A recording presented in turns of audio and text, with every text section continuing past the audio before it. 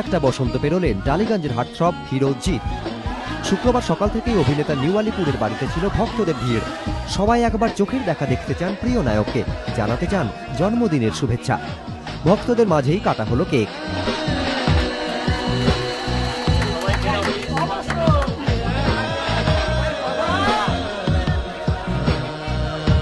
Cake কাটার পরই জিৎ যান তারাতলার কাছে ইনস্টিটিউট অফ সেরিব্রাল পলসিতে। সময় কাটান সেখানে থাকা শিশুদের সঙ্গে।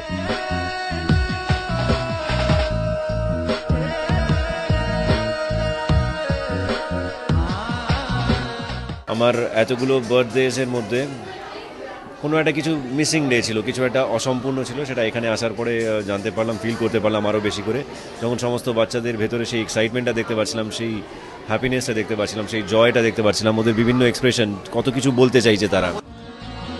দিনভর অভিনেতাকে কাছে পেয়ে খুশি সবাই। জন্মদিনটা এভাবে কাটাতে পেরে খুশি নায়কও। মনোজিৎ সরকার, এবিপি আনন্দ, কলকাতা।